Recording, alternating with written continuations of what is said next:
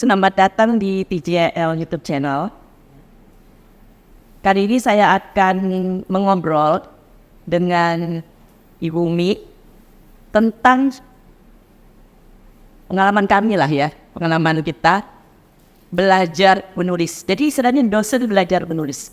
Ya, kita beri judul seperti itu ya. Nah, ini saya cerita sedikit pengalaman saya bahwa sebenarnya ada yang saya pernah baca Instagram dosen harus bisa menulis. Ya memang harus bisa menulis ya. Tetapi apakah dia bisa menulis? Itu kan belum tentu. Ya. Jadi pengalaman saya di sana begini. Itu memang tergantung dari latar belakang dari dosen itu sendiri. Pengalaman saya di sana begini. Saya sejak kecil misalnya itu sudah membaca buku-buku yang bagus. Sejak misalnya waktu SD ya. Saya sudah membaca Kompas itu, saya baca itu dari awal sampai akhir lah. Di Kompas itu standar bahasa itu bagus kan. Kemudian saya juga membaca buku-buku karya, buku SMP lah ya. SMP SD lah, karya-karya Balet Stata. Yang bahasanya itu bagus, begitu. Kita juga belajar bahasa Indonesia. Tapi kita tidak, terus kalau mengarang ya, kita ada pelajaran mengarang kan. Kita menulis, tapi kan kita juga tidak diberitahu bahwa itu benar atau salah, penilaian begitu kan. Nah kemudian begitulah pelajaran bahasa Indonesia yang kita peroleh dari mana, dari SD sampai perguruan tinggi begitu ya. Nah kemudian pada waktu saya menulis skripsi, salah satu dosen pembimbing saya mengatakan bahasa yang saya gunakan itu bagus gitu ya. Seperti bahasa-bahasa yang udah sering lah baca di buku, kita sering. Padahal saya sendiri ketika menulis tuh benar-benar berdasarkan intuisi lah. Artinya pengalaman itu kan membentuk intuisi kita.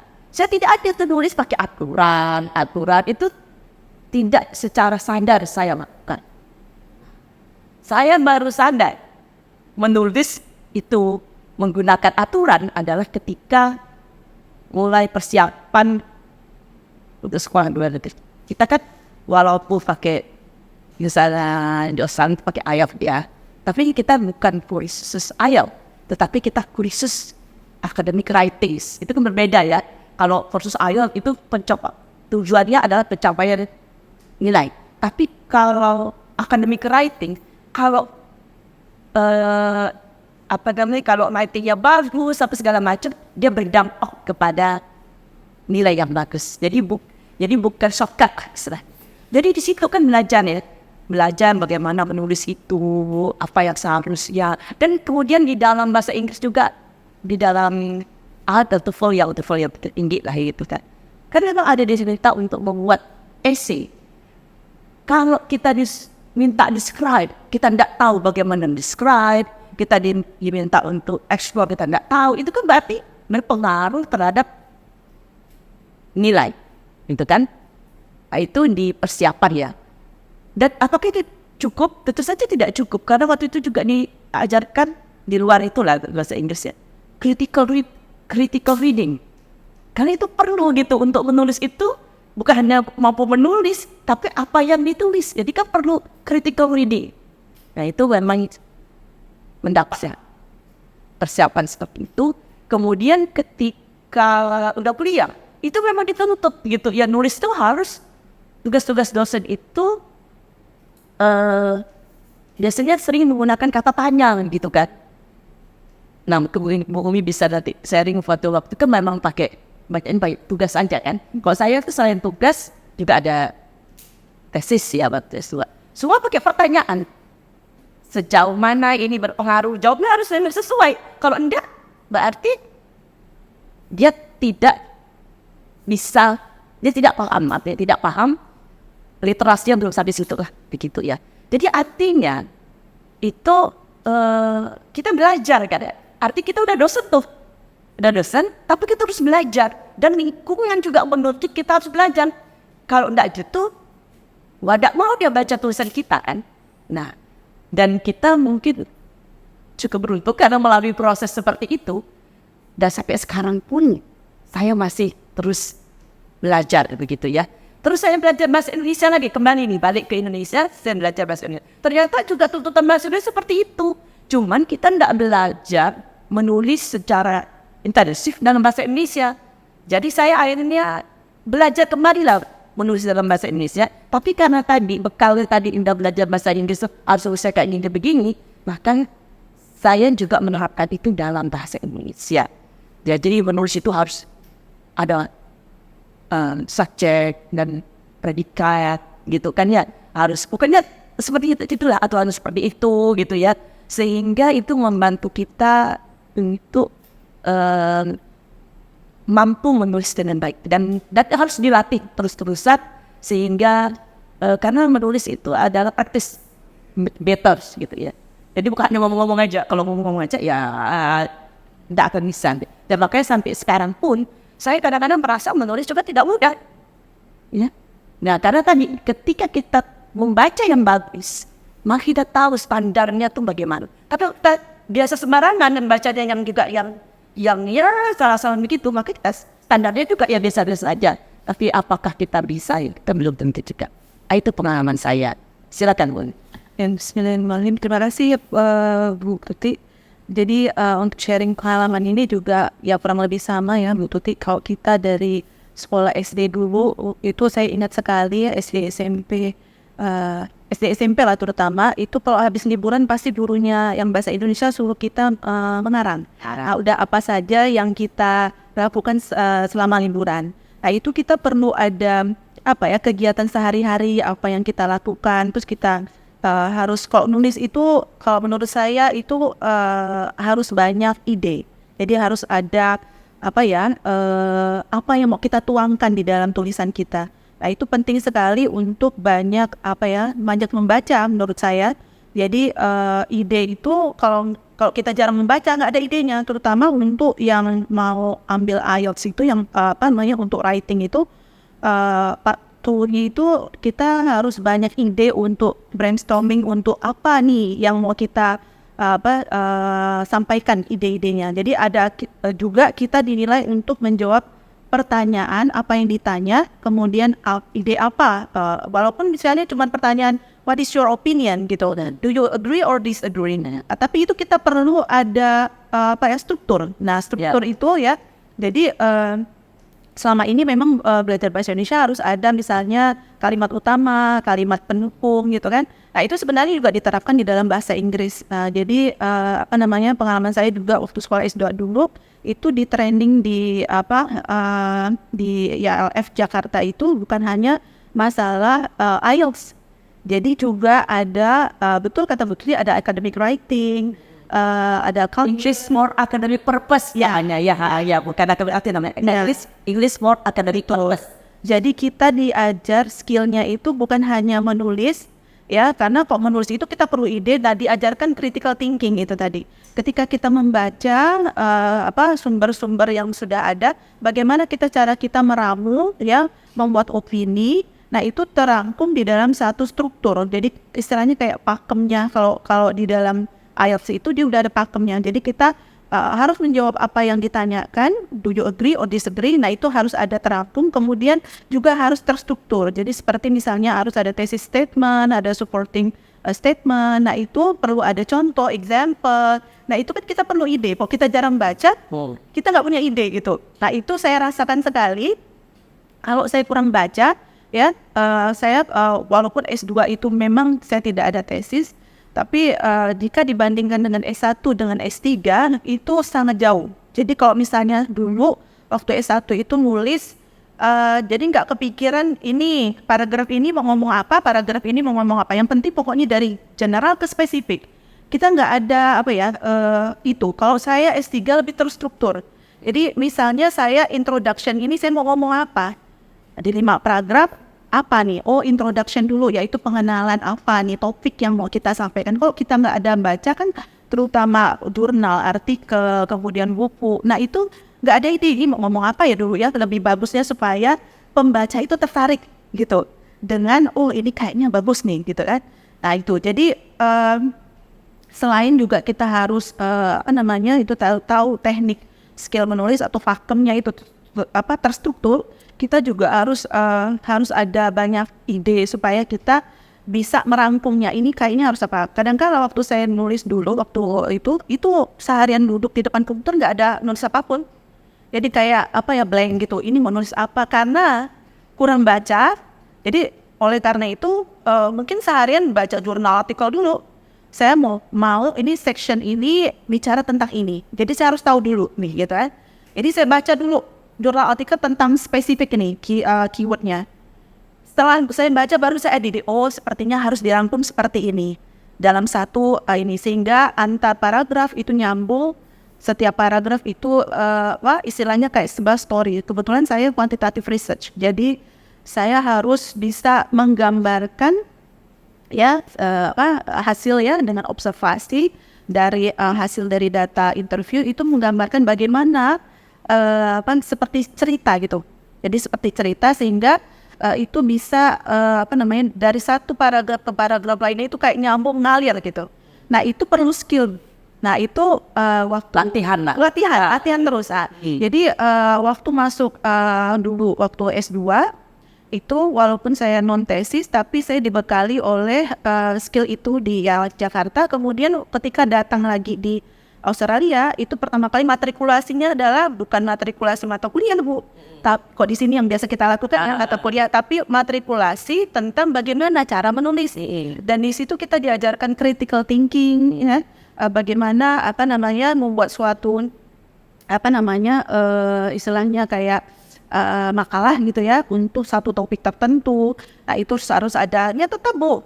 Yang ada di IELTS itulah part 2 itulah sama part 1 itu ya. Part 1 kan berarti kita cuma mendeskripsi data ya, interpretasi data itu semua dipakai. Jadi kalau memang benar kata istilahnya waktu kita mau masuk sekolah dulu, nggak bisa IELTS-nya setengah-setengah, karena kalau IELTS-nya cuma 6 itu akan kesulitan dalam ketika kita kuliah nanti S2. Emang betul, karena di kuliah S2 itu dituntut untuk banyak mengerjakan itu dan harus terstruktur tulisannya. Jadi dosen bukan hanya menilai fisiknya. Ini kok kayak amburadul, nggak karu-karuan gitu. Maksudnya komposisi struktur dari tulisan itu amburadul gitu. Nah otomatis kan jadi faktornya adalah selain bahasa juga struktur, idenya juga.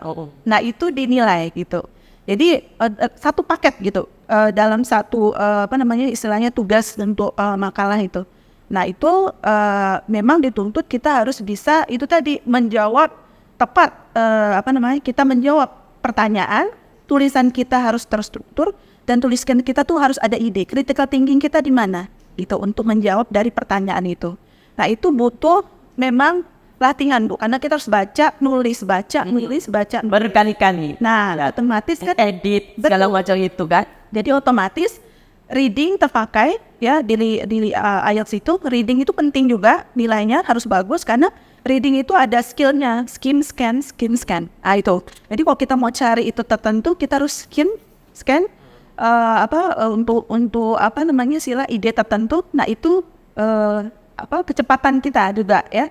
Jadi IELTS itu komplit. Jadi sebenarnya IELTS itu membantu kita untuk melihat istilahnya ability atau kemampuan seseorang dalam nantinya kuliah seperti apa, karena itu semuanya terangkum di situ. Listening juga, ketika kita mendengarkan dosen, nah itu juga bagaimana pemahaman kita, apa yang disampaikan ya, kemudian kecepatan kita menulis untuk mencatat apa yang penting, reading ketika kita jadi biasanya kok sebelum kuliah itu seminggu sebelum kuliah kita sudah dibagikan modul. Nah modul itu isinya bahan-bahan setiap meeting, misalnya pertemuan pertama kedua udah ada readingnya. Nah itu kalau kita masuk kelas tanpa baca itu kayak orang bodoh sedunia, Bu. Jadi orang pada istilahnya discuss ya, kita kayak nggak tahu apa-apa kalau nggak baca itu. Otomatis ide untuk nulis tuh jadi kurang kan. Untuk jadi kok reading juga penting ya, skill reading itu jadi mensupport satu sama lain. Speaking juga. Nah, ketika kita untuk presentasi, kemudian kita untuk mengungkapkan apa isi tulisan kita, kemudian itu tadi juga berpengaruh dengan konsultasi misalnya dengan dosen ketika saya S3 dulu. Nah, itu juga berpengaruh juga gitu. Jadi banyak sekali saya dapatkan waktu S3 itu skill-skill menulis itu. Jadi diajarin tipsnya gitu. Jadi kalau misalnya kita stuck, kita jangan duduk di ruangan. Saya kan dikasih ruangan untuk menulis, fokus gitu. Nah, kalau kita stuck, jangan kita biarkan seharian nggak ada itu. Jadi harus kita diskusi lain. Jadi gitu, mungkin kita stuck dengan tulisan kita itu, kita diskusi dengan PhD yang lain, PhD student yang lain, berdiskusi. Saya ini tuh gini-gini. Menurut kamu gimana lah gini-gini. Jadi feedback dari teman sesama PhD itu sangat membantu sekali untuk cara kita berpikir bagaimana caranya, kayaknya harus seperti ini kita nulisnya, sehingga kita ada ide, kayaknya saya belum ide tadi bagus, kayaknya saya belum membahasnya dengan point of view yang seperti itu. Nah, itu mungkin bisa jadi masukan sehingga kita, saya kayaknya harus baca yang ini. Kita baca, kemudian kita baru tuangkan ke tulisan. Nah, kalau saya tuh kalau mau nulis harus baca dulu, Bu, memang. Jadi biar ada ide untuk itu, kemudian terstruktur. Misalnya ini satu chapter ini saya mau ngomong tentang apa, dari subbabnya saya pikirkan dulu. Kayaknya karena ini adalah misalnya konsepnya Indonesia, jadi kayaknya chapter 2 ini settingannya misalnya gitu Ibu ya. Saya setting Indonesian konteks dan misalnya tentang perbankan syariah di Indonesia. Kebetulan saya nulis tentang perbankan syariah di Indonesia. Ya, riset konteks. Ya, konteks. Ya, walaupun minta masuk pun harus ada konteks. Ya, konteksnya. Karena kan perbankan syariah ini kan secara global banyak kan. Ada di Malaysia, ada di di negara-negara Timur Tengah juga ada beberapa. Jadi kita harus ada konteks. Beda perbankan syariah di Indonesia nih, konteksnya apa dengan luar gitu kan. Jadi dengan adanya tadi kita banyak membaca ide, jadi harus seperti ini, jadi terstruktur gitu. Jadi kalau misalnya menurut saya, kalau misalnya memang harus dilatih, walaupun misalnya kita menulis tentang ya sekarang juga kan publikasi juga dituntut harus walaupun misalnya istilahnya cuman untuk naik pangkat itu juga kita dituntut banyak dari referensi, kelihatan bacaan kita itu untuk mensupport dari tulisan. Jadi kelihatan critical thinking kita di situ gitu, kelihatan ide-ide kita yang sudah terampung di dalam literatur review misalnya gitu. Nah, kalau di sana kebetulan ada workshop yang khusus. Jadi selain matrikulasi di awal sebelum kuliah itu, tapi ini mungkin karena saya full research, jadi mungkin nggak ada kelas, jadi cuma sit in ya. Jadi memang itu sebenarnya nggak wajib, tapi karena sudah kita harus setiap update gitu terus apa tips dari orang yang banyak publikasi, berarti dia sangat produktif gitu nulisnya. Jadi jadi banyak tips ya, saran misalnya itu tadi. Jadi kalau misalnya kita stuck, kita coba diskusi, kemudian misalnya dan itu harus continue. Jadi seperti misalnya kalau kita stuck hari, kadang-kadang kan kita males, besok-besok tidak dikerjain. Anda boleh, jadi harus setiap hari paling tidak ya fokus otak kita tuh 2 jam. Jadi saya berusaha setiap hari 2 jam itu, walaupun misalnya nggak selesai dalam satu section bagian itu, selalu tiap hari itu ada planning. Hari ini misalnya harus selesai misalnya subbab yang ini pagi, siangnya subbab ini, sore sini. Jadi harus tercapai itu 3. Kalau tidak tercapai berarti produktivitas kita rendah, kurang gitu. Jadi kadang-kadang juga saya terlalu tinggi untuk istilahnya schedule dalam sehari itu terlalu tinggi sampai 5 misalnya. Mungkin ketinggian, jadi besok saya agak sedikit dihitung, mungkin 4 subbab misalnya. Tapi itu harus tercapai gitu, harus selesai gitu. Jadi itu pencapaian. Jadi kok ada unsur ini Bu, kalau misalnya kita selesai tugas itu Jadi kayak hormon endorfin itu meningkat. Jadi sehingga kita Merasa puas. senang, merasa puas. Jadi gitu. Jadi kalau kita merasa puas itu, saya selalu mereward diri saya. Oh nanti abis ini, kalau udah selesai ini, saya mau mall. Gitu. Kebetulan kamu saya dekat mall Bu, sama seperti di sini dekat gitu. Jadi pokoknya saya harus jalan refreshing gitu. Habis nulis seharian itu gitu. Jadi selalu saya juga biasa katakan ke mahasiswa, kalau kamu stuck 1 hari itu jangan kamu berdiri di depan komputer terus. Jadi jalan sebentar kemana? Gitu kan, alihkan dulu. Iya, Gitu betul. kan. Entah ke dapur dulu, dulu kemana gitu kan.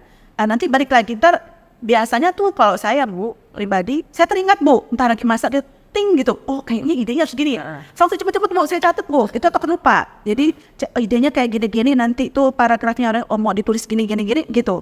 Nah itu, jadi sharing dengan karena kan setiap orang punya strategi beda-beda Bu, cara dia untuk menulis gitu. Jadi saya biasanya sharing dulu, ada pendapat dari mereka, terus saya kayaknya ini boleh, yang ini misalnya, jadi kita bisa memilah-milah gitu Bu, kayak ini bagus untuk di ini. Jadi supervisor saya juga menyarankan seperti itu. Jadi kamu harus ada setiap hari itu baca nulis, karena tugasnya kalau S3 dulu kan gitu Bu, jadi tidak ada kelas kan, jadi tiap hari ya itu kerjaannya mulai pagi itu di depan komputer udah mulai baca jurnal artikel gitu. Nah jadi sangat intens, setiap hari saya selalu disiplin gitu Bu, misalnya pagi udah mulai subuh itu. Nah kebetulan juga untuk kalau saya pribadi itu waktu yang bagus untuk membaca dan nulis itu subuh dini hari Bu. Nah, saya sampai sekarang melakukan itu. Bagi saya momentum emas itu betul, karena terlihat di mana kekurangan kita, di mana kita salahnya gitu kan. Karena kalau semakin letih kita itu tidak bisa lihat di mana kekurangan kita seperti itu kan. Nah tadi mengenai ini ya, saya juga di waktu kuliah itu tuh ada banyak sekali soft course ya, atau lokakarya begitu, misalnya effective reading ya betul, karena reading, critical thinking itu berkaitan dengan writing, betul Bu ya. Itu ya, kemudian saya lihat ya betapa mereka itu penting sekali melihat menulis itu ya. Jadi di universitas itu ada yang namanya study skill units. Study skill unit itu adalah tempat mereka itu memberikan coursework untuk writing segala macam. Karena itu bukan hanya untuk S2, S3, betul. Tapi S1 juga sudah dituntut kok. Pokoknya kita tidak seperti itu kan ya. Jadi dari S1 aja sudah dilatih begitu. Dan dosen pun menuntutnya juga sesuai dengan aturan itu. Betul. Jadi seperti tadi, kalau tujuannya begini, kan dia pasti harus tahu nih tugasnya, tujuannya. Jadi tujuan tuh dia, kalau kita kan mungkin buat tugas tuh general sekali, inflasi Indonesia, tidak seperti itu ya. Tugas di luar negeri itu harus spesifik, ada topiknya, ada bagaimana inflasi mempengaruhi kehidupan sehari-hari, nah jelas gitu kan. Jadi kita tahu, dan sebagai dosen pun mudah bahwa kalau dia nulisnya tuh tidak tidak sesuai dengan yang diminta, berarti dia itu tidak sesuai standar. Kan jadi seperti kayak menjawab pertanyaan itu tadi Bu. Nah itu kemampuan menjawab pertanyaan. Kita kan tidak bisa terlalu umum. Jadi apapun dia tulis itu boleh. Sebenarnya tidak seperti gitu kan. Jadi saya juga mempraktekkan sekarang ya kepada mahasiswa itu menggunakan kata-kata itu. Kalau pakai ini jawabnya segini. Kok dia ada? Kok enggak ada? Itu sebenarnya juga melatih literasi ya. Iya betul. Kalau kita lihat sekarang lah ya, masa kita sebenarnya literasi rendah. Kita barusan nggak jelaskan ini ya. Bu nanya, ya gini, ya barusan deh kita ngomong, padahal misalnya nulisnya aturannya gini-gini. Nah terus kita pertanyaan apa? Bu aturannya gini-gini. Lah itu kan berarti kemampuan literasi itu rendah. Boro-boro dia mau menjawab pertanyaan sesuai dengan tuntutan. Jadi sebenarnya, ya itu juga pengalaman saya lah, terutama sebagai dosen ya, bahwa kok beri tugas itu jangan asal aja gitu, enggak. Kalau memang kita ingin mahasiswa kita itu berproses lah yang jadi lebih baik gitu ya. Jadi harus jelas, kan mau mintanya ini, kok jawabnya ini, ya itu pasti tidak sesuai gitu. Jadi mungkin juga Bu, kalau saya lihat mungkin juga karena beda itu tadi Ibu. Kalau di luar negeri kita datang itu kita bukan matrikulasi mata kuliah, tapi matrikulasinya cara menulis, ya gitu. Cara ya critical thinking, pokoknya tinggi nggak seperti itu. Kok kita kan saya di Indonesia itu gimana? Jadi akhirnya seperti itu. Jadi hari nggak belajar menulis kan? Nggak belajar menulis dan mungkin itu akhirnya berdasarkan intuisi aja nih, perasaan saya punya perasaan pada saat menulis itu kayak aturan ya. Jadi kok saya menulis itu pakai kadang-kadang saya menggunakan logika matematik itu di dalam menulis itu. Nah ini kan bisa dibuat lebih efektif kalimatnya seperti begini. Oh ini kan bisa dibikin apa desanya jadi lebih padat gitu, lebih padat ya. Nah itu menggunakan logika semuanya gitu ya. Jadi untuk menyusun kalimat saja, betul. Kita tuh berpikir begitu kan, bukan asal keluar, pokoknya perasaan ya. Jadi dulu kalau sebelum istilahnya ya itu zaman dulu lah ya, pakai intuisi aja, perasaan kalau saya tidak pakai aturan. Karena ada memang Bu, kalau dulu waktu S1 itu yang penting nulis aja, nulis ya panjang-panjang gitu, nulis yang penting ada nulis lah, paragraf apa nggak nyambung yang antara. Kadang-kadang kalau saya lihat mahasiswa itu tidak nyambung antara paragraf satu dengan yang lain.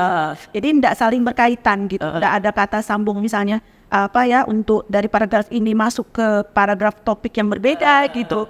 Jadi pokoknya asal nulis mereka itu. Jadi tidak ada istilahnya mungkin kurang itu tadi ya. Ada diajarin. Ya mungkin juga kurang kalau kita dulu di IELTS itu adanya brainstorming. Jadi sebelum kita nulis nih kita harus ada ide besarnya apa. Terus ini agree, disagree. Pokoknya kita, ini idenya 1, 2, 3, saya mau ngomong ini nanti. Jadi itu sebenarnya struktur yang sudah kita pikirkan untuk kita menulis gitu. Nah, waktu S1 dulu, jadi karena nggak ada pelatihan seperti itu, jadi asalnya pokoknya nulisnya penting. Nggak tahu ini fokus paragraf ini ngomong tentang apa, paragraf ini ngomong tentang apa. Seharusnya itu memang ada dilatih lah, diajarkan, begitu kan ya bagaimana. Tapi saya tidak tahu lah, jadi kita akhirnya ya tadi itulah yang pengalaman kita yang akhirnya saya merasa sangat berguna lah. Walaupun sampai sekarang saya masih juga belajar menulis gitu kan ya. Karena tadi kata di atas langit masyarakat lihat gitu kan. Tapi tadi kalau kita memang menuntut kita itu tulisan kita itu tandanya begini. Jadi kalau misalnya melihatnya sembarangan seperti itu, ya seharusnya kan bisa ditingkatkan. Sebenarnya banyak tuh. Kok saya lihat misalnya Tempo ya, dia menawarkan banyak workshop gitu. Tapi mungkin kan dosen itu mau ngikut. Kadang-kadang kita kalau udah bergelar itu merasa tidak mau ikut betul. Kan dosen harus bisa nulis. Kalau saya sih enggak gitu ya. Jadi artinya kalau ada peluang untuk belajar dan memang saya tidak tahu, saya akan lakukan. Tapi masalahnya kita merasa tahu itu yang susahnya kita kalau merasa tahu. Di sana tuh Bu, itu ada kayak research center. Jadi dosen-dosen itu membentuk research center masing-masing. Misalnya jadi ada research center misalnya group finance misalnya dengan economics misalnya ada research center dan semua mahasiswa S3 atau mahasiswa S2 itu yang di bawah bimbingan dosen tersebut berarti masuk ke dalam research center itu. Nah, research center itu setiap minggu itu ada pertemuan. Nah, pertemuan itu entah dia ada profesor yang menyampaikan risetnya atau misalnya mahasiswa PhD yang proposalnya atau misalnya ongoing proposalnya atau ongoing tesisnya itu juga presentasi gitu. Nah, disitulah momen saling memberikan masukan terhadap sejauh mana yang sudah dia kerjakan gitu ya. Jadi ada juga tentang workshop literatur review itu dosen-dosen yang profesor itu masih ikut Bu. Jadi masih misalnya kan istilahnya mengupdate ilmu ya, apa yang sudah dosen yang lain lakukan. Mungkin saya nggak kepikiran ini kok dosen ini bisa kayak gini gitu. Jadi di dalam research center itu setiap minggu itu pasti ada pertemuan yang sifatnya seperti itu, presentasi mahasiswa PhD kah atau mahasiswa master kah tentang proposal atau disertasinya atau tesisnya. Kemudian dosen sendiri juga publikasi dia mau dipublikasikan belum dipublikasi, jadi dia presentasi di forum research center itu dan semuanya memberikan masukan gitu. Jadi mungkin ada ranahnya gitu Bu. Nah kalau kita mungkin kita sebenarnya udah ada ya yang seminar biasanya untuk dosen dulu saya dengar ada tiap entah sebulan sekali itu ya untuk dosen itu, cuman nah itu Bu mungkin kurang peminatnya. Karena mungkin kita lebih mengharapkan program besar. Nah, itu beda kan kalau di luar negeri kan yang besar tuh konferensi atau segala macam. Kita lebih banyak yang intimate, yang kecil. Ya, yang kecil, ya betul. Sehingga betul-betul Kecil. memang hanya mereka yang serius yang datang. Betul. Dan mereka yang mau belajar Ya, kan, seperti itu. Yang itu saya lihat tuh kalau di Indonesia tuh mungkin tempat-tempat yang bagus gitu ya ada yang seperti itu. Jadi betul-betul dosen itu ada peningkatan kualitas lah di situ ya. Jadi mungkin ada kolega kita yang misalnya belajar misalnya tentang alat tertentu yang disampaikan yang gitu. kita awam, nah bisa disampaikan dan kita belajar dari ini kan apa namanya kolega kita. Kemudian mungkin ada yang lain misalnya tentang alat analisis yang mungkin belum banyak dipakai orang ya itu. Jadi mungkin kita selalu tuh tiap minggu menambah ada aja gitu apa namanya temuan-temuan atau misalnya ada alat analisis baru, ada misalnya apa namanya cara teknik LED baru. Jadi kita ada wawasan gitu untuk apa namanya terus itu. Jadi walaupun mungkin sudah banyak publikasi dosen di sana tuh tetap Asli masanya itu di Malaysia juga ya, para profesor-profesor itu tetap hadir dari ikut workshop, ikut bertanya karena memang ya tuntut seperti gitu dia. Ya. Jadi itulah ya sekedar kita berbagi ya ini ya apa namanya pengalaman kita yang mungkin bermanfaat sampai sekarang, dan saya pun lagi terusan belajar menyampaikan ini bukan apa artinya sebagai berbagi supaya kita terus belajar gitu. Saya juga sampai sekarang kadang-kadang tidak mudah juga itu menulis gitu kan. Kadang-kadang kita juga Bu apa di waktu mungkin kan sekarang kan udah apalagi zaman digital sekarang kan banyak apa namanya teknik baru, banyak istilahnya pengetahuan yang baru yang belum kita ini ya. Kalau kita jarang baca jurnal atau apa, nah itu update-nya di situ gitu. Jadi ada teman yang itu paling. Jadi situlah momennya kita sambil belajar. Itulah yang penambahan ilmu gitu. Dosen itu tidak berhenti belajar. Kalau dia berhenti, kalau dia sudah merasa hebat, ya berarti dia Bisa ketinggalan. selesai, bisa ketinggalan. Siswa lebih banyak ada kadang-kadang. Ya mungkin kita banyak terlalu tepatnya sih Bu. Kalau misalnya ini lingkungan yang bagus, dia mungkin terasa tertinggal. Ya, tapi kalau di tempat yang biasa-biasa saja, I'm selalu the best gitu kan. Jadi itu juga faktor ya yang menyebabkan kita itu ingin belajar. Ini tergantung situasi. Jadi misalnya kita berteman dengan yang kualitas-kualitas yang bagus gitu tuh, tahu kita kok segini ya. Jadi ada kemauan tuh terus belajar. Tapi kalau enggak, ya gitu-gitu aja udah oke kan tuh. Padahal Bu, misalnya ada aplikasi tertentu ya, kayak misalnya kayak kuantitatif and vivo atau statistik atau apa, nah itu kan sebenarnya kan kita udah tahu ya. Tapi dosen di sana itu setiap ada workshop seperti itu selalu datang. Gitu, selalu tiap tahun selalu mau kepengen ikut training terus gitu. Padahal sebenarnya itu dijatah gitu loh Bu. Misalnya yang berbayar itu misalnya 10 orang free untuk dari kampus. Nanti yang lebihnya kalau mau ikut harus bayar. Tapi mereka rebutan gitu. Nah itu saya rasanya walaupun misalnya udah senior profesor masih mau belajar gitu. Ya, jadi soalnya itu kita melihat ya bahwa belajar itu tidak berhenti sampai kita S3. Kamu tuh udah selesai no. Ya, jadi belajar sebanyak hayat lah namanya begitu. Ya, karena di atas langit masih ada langit. Tetap mengupdate. Ya, baik. Sebab tidak ya tadi. Tapi tergantung situasi lah. Tergantung tuntutan. Kalau memang situasi sekelilingnya juga tidak menuntut, mungkin juga tidak begitu. Tapi kalau kita motivasi internal kita lebih, maka kita akan seperti itu. Baik Bu Emi, terima kasih banyak atas sharingnya. Terima kasih Bu. Yes, mudah-mudahan nanti di kesempatan yang lain kita akan berbicara topik yang lain lagi yang mungkin bisa bermanfaat lah untuk yang lain. Oke, terima kasih.